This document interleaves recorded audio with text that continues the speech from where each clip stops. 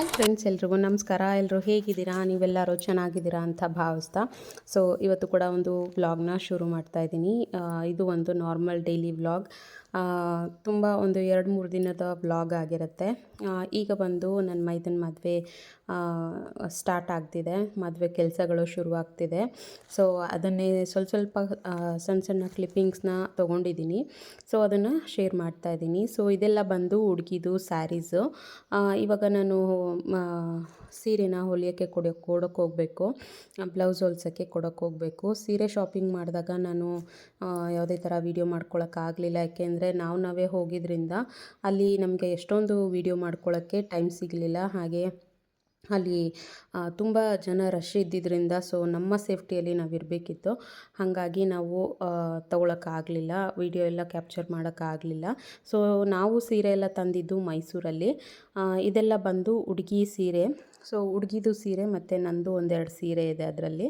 ಇವಾಗ ಅದನ್ನೆಲ್ಲ ಹೊಲಿಯೋಕ್ಕೆ ಕೊಟ್ಬಿಡೋಣ ಅಂತ ಹೇಳ್ಬಿಟ್ಟು ಎಲ್ಲನೂ ತೊಗೊಂಡೋಗಿ ಕೊಟ್ಬಿಟ್ಟು ಬಂದ್ವಿ.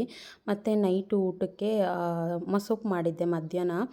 ಇವಾಗ ನುಗ್ಗೆ ಸೊಪ್ಪು ಹೊಸ ಚಿಗುರಲ್ವಾ, ನುಗ್ಗೆ ಸೊಪ್ಪು ತುಂಬ ಚೆನ್ನಾಗಿತ್ತು, ಎಳೆ ಸೊಪ್ಪು. ಅದನ್ನೇ ಹಾಕ್ಬಿಟ್ಟು ಸ್ವಲ್ಪ ಮೊಟ್ಟೆ ಎಲ್ಲ ಇತ್ತು, ಯುಗಾದಿ ಹಬ್ಬದಲ್ಲಿ ಕೊಟ್ಟಿದ್ದಿದ್ದು ಮೊಟ್ಟೆ ಎಲ್ಲ ಇತ್ತು.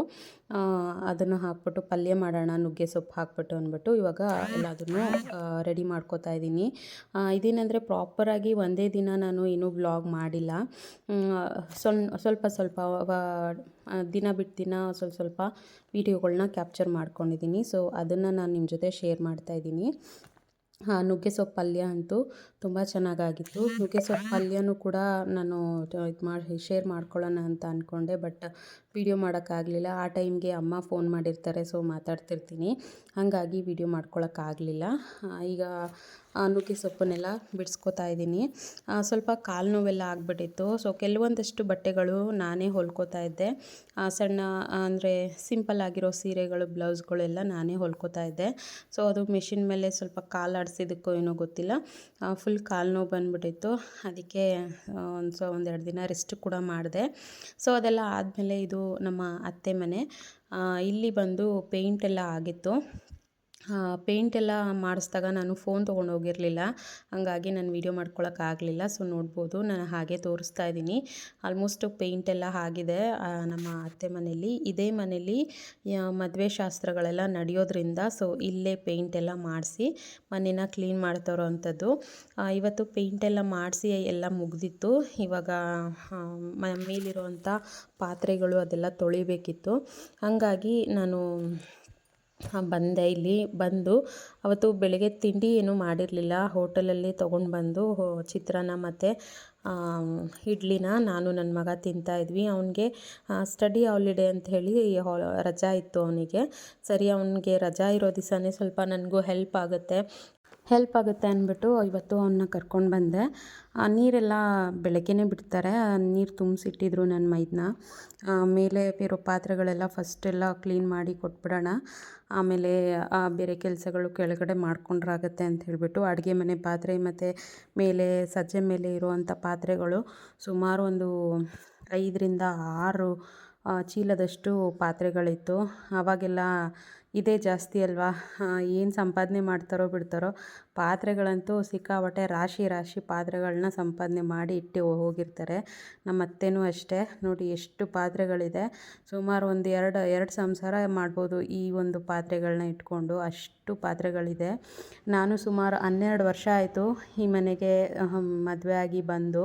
ಸೊ 12 ವರ್ಷದಿಂದ ನಾನು ಸುಮಾರು ಒಂದು 5-6 ವರ್ಷ ಅಂತೂ ನಾನು ಈ ಪಾತ್ರೆಗಳೆಲ್ಲ ತೊಳೆದಿದ್ದೀನಿ.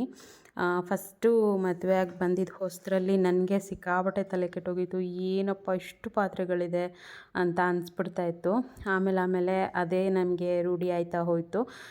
ಈಗೇನಂದರೆ ಈಗ ನಾನು ಒಬ್ಬಳೇ ಮಾಡ್ಕೋಬೇಕು. ಇವಾಗ ನನ್ನದೇ ಎಲ್ಲ ಜವಾಬ್ದಾರಿ ಆಗಿರೋದ್ರಿಂದ ಎಲ್ಲ ನಾನೇ ಒಬ್ಬಳೇ ಮಾಡ್ಕೋಬೇಕು. ಹಾಗೆ ಈಗ ಎಕ್ಸಾಮ್ ಟೈಮ್ ಆಗಿರೋದ್ರಿಂದ ಯಾರನ್ನೂ ಕೂಡ ಕರೆಯೋದಕ್ಕಾಗಲ್ಲ ಬನ್ನಿ ಅಂತ. ಎಕ್ಸಾಮ್ ಟೈಮ್, ಇನ್ನು ಎಕ್ಸಾಮ್ಗಳು ನಡೀತಾ ಇದೆ ಹುಡುಗರುಗಳ್ಗೆ. ಹಾಗೆ 10th ಎಕ್ಸಾಮು ಕೂಡ ಇದೆ. ಸೊ 10th ಎಕ್ಸಾಮು ಬರೆಯೋ ಮಕ್ಕಳು ಕೂಡ ಇದ್ದಾರೆ. ಅವರನ್ನೆಲ್ಲ ಬಿಟ್ಟು ನೀವು ಬಂದು ನನಗೆ ಹೆಲ್ಪ್ ಮಾಡಿಕೊಡಿ ಅಂತ ನಾನು ಕರೆಯೋದಕ್ಕಾಗಲ್ಲ. ಹಂಗಾಗಿ ನಾನು ಒಬ್ಬಳೇ ಮಾಡಿಕೊಂಡೆ. ಸೊ ಏನಿಲ್ಲ, ಆರಾಮಾಗಿ ಒಂದಿನ ಆಯಿತು. ಮತ್ತು ಅಲ್ಲಿ ನಮ್ಮ ಪಕ್ಕದ ಮನೇಲಿ ಒಬ್ಬರು ಆಂಟಿ ಇದ್ದಾರೆ, ಅವರು ಕೂಡ ಬಂದು ಸ್ವಲ್ಪ ಹೆಲ್ಪ್ ಮಾಡಿದ್ರು.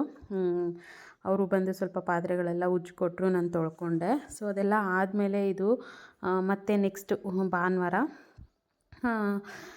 ಬೆಂಗಳೂರಿಗೆ ಹೊರಡ್ತಾ ಇದ್ದೀವಿ. ಸೊ ಬೆಳಗ್ಗೆನೇ ಬೆಂಗಳೂರಿಗೆ ಹೊರಡ್ತಾ ಇದ್ದೀವಿ. ಸುಮಾರು ಒಂದು 7:30 8 ಗಂಟೆ ಆಗಿತ್ತು ಅನ್ಕೋತೀನಿ.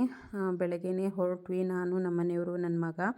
ಸೊ ಇವಾಗ ಇನ್ನು ಪತ್ರಿಕೆ ಅಂದರೆ ಇನ್ವಿಟೇಷನ್ ಕಾರ್ಡನ್ನ ತೊಗೋಬೇಕಿತ್ತು. ಇನ್ವಿಟೇಷನ್ ಕಾರ್ಡು ಕೂಡ ತೊಗೊಂಡಿರಲಿಲ್ಲ. ಇನ್ನು ಪ್ರಿಂಟೆಲ್ಲ ಮಾಡಿಸ್ಬೇಕಲ್ವ, ಇನ್ನು ಸುಮಾರು 1 ತಿಂಗಳಷ್ಟೇ ಮದುವೆ ಇರೋದು.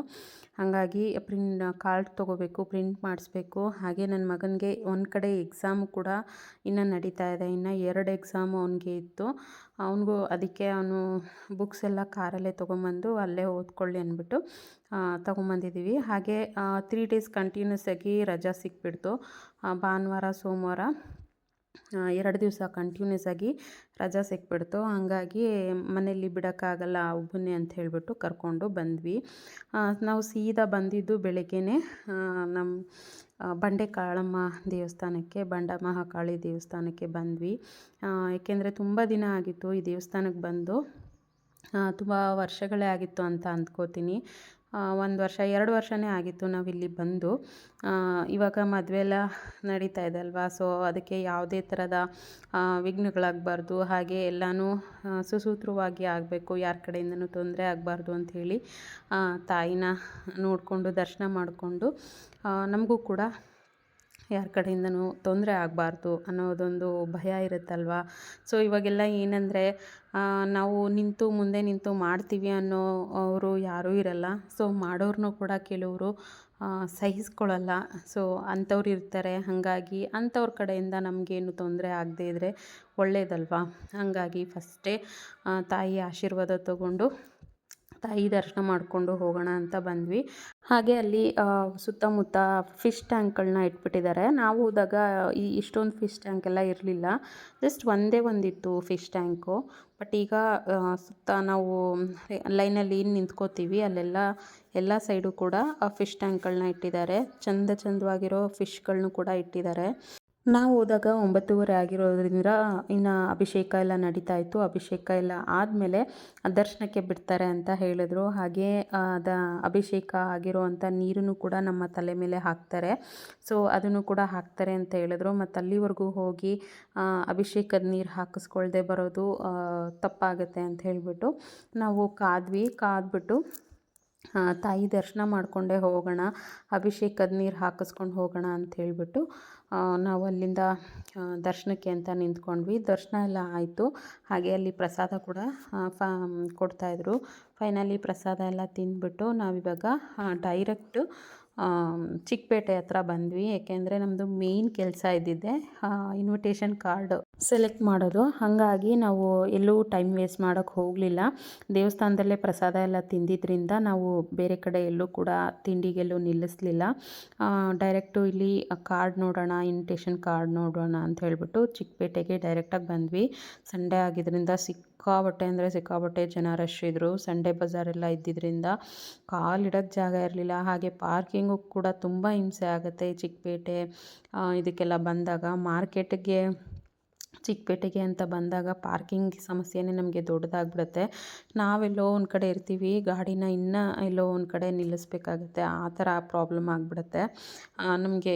ಚಿಕ್ಕಪೇಟೆಗೆ ಬಂದಾಗ ಇದೇ ಪ್ರಾಬ್ಲಮ್ಮು. ಈ ಸತಿನೂ ಅದೇ ಥರ ಪ್ರಾಬ್ಲಮ್ ಆಯಿತು. ಪಾರ್ಕಿಂಗ್ ಎಲ್ಲ ಸಿಗೋದು ಕಷ್ಟ ಆಯಿತು. ಹಾಗೆ ಪಾರ್ಕಿಂಗ್ ಎಲ್ಲ ನಿಲ್ಲಿಸ್ಬಿಟ್ಟು ಬಂದು ಕಾರ್ಡೆಲ್ಲ ನೋಡಿ ಸೆಲೆಕ್ಟ್ ಮಾಡ್ತಾಯಿದ್ದೀವಿ.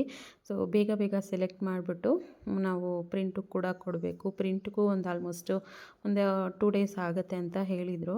ಸರಿ, ಬೇಗ ಕೊಟ್ಟರೆ ನಮಗೂ ಒಳ್ಳೇದಲ್ವ, ಬೇಗ ಎಲ್ಲ ಕೆಲಸಗಳನ್ನ ಮುಗಿಸ್ಕೊಂಡ್ರೆ ನಮಗೂ ಒಳ್ಳೇದಾಗತ್ತೆ ಅಂತ ಹೇಳ್ಬಿಟ್ಟು ನಮಗೂ ಟೈಮ್ ಸಿಗುತ್ತೆ. ಇನ್ವಿಟೇಷನ್ ಕಾರ್ಡೆಲ್ಲ ಇವಾಗ ನಾನು ಮತ್ತು ನಮ್ಮ ಯಜಮಾನ್ರು ಮತ್ತು ನನ್ನ ಮೈದಾ ನಾವು 3 ಜನ ಹಂಚ್ಕೋಬೇಕು. ಎಲ್ಲ ಕಡೆ ಹೋಗಿ ಕಾರ್ಡೆಲ್ಲ ಹಂಚೋದಕ್ಕೆ ನಾವೇ ಹೋಗಬೇಕು, ಬೇರೆ ಯಾರೂ ಕೂಡ ಬರೋದಿಲ್ಲ.